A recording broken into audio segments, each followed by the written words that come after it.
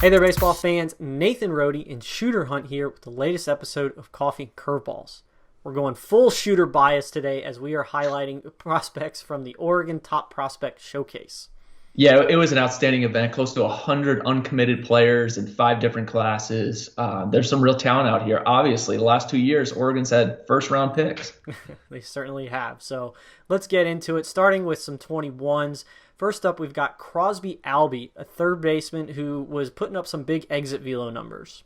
Yeah, and he was in one of the first groups of the day. And we were talking about 103 off the bat, and the power is real. 6'2", 230, carries the weight well. It's a very strong physical, burly frame. Solid at third base, but because the power can shift to left field, potentially first base. In any college program right now, he'd be at the top of those power lists at any program. It was very impressive the way he was able to get the ball in the air, drive it. Excellent. Interesting stuff.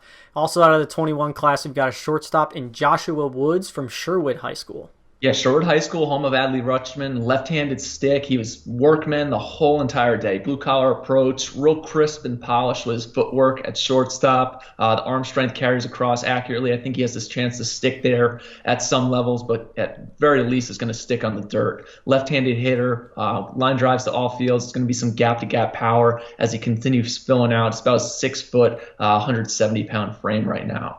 Excellent. Moving to the 22 class, we've got Ian Umlant, a two-way player who's showing off his arm strength from the outfield as well as on the mound. Yeah, and Ian's really taken strides forward since I saw him about a year ago as a freshman.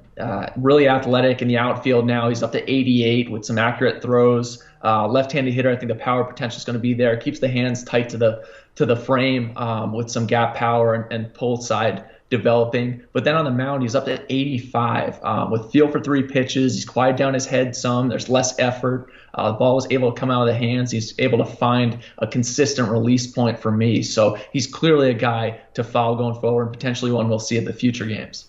Excellent. Also out of the 22 class, we have Cole Hubka, a shortstop who is committed to Utah.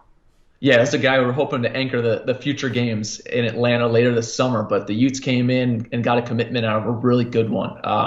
It was excellent at shortstop, bouncing around. The glove-to-hand abilities are clearly advanced for the grade right now. On a slow track, running about a 7.0 in the 60, but put up a 91-mile-an-hour exit velocity, and the frame is still developing right now, but a fun player to watch. Excellent.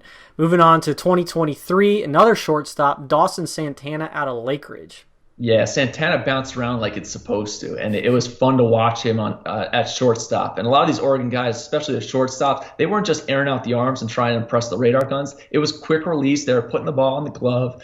Santana was one of those where that release and his glove-to-hand abilities and that athleticism. He's only about 5'6", 5'7" right now, so still growing, but he looked the part at shortstop and was not scared when he stepped in the box and he was lacing line drives all over the field. Excellent. We'll wrap things up here with a couple of 2024s. First up, we've got a two-way guy, and you're really testing me with these names today, but we got Cole Katayama Stahl out of Sunset High School.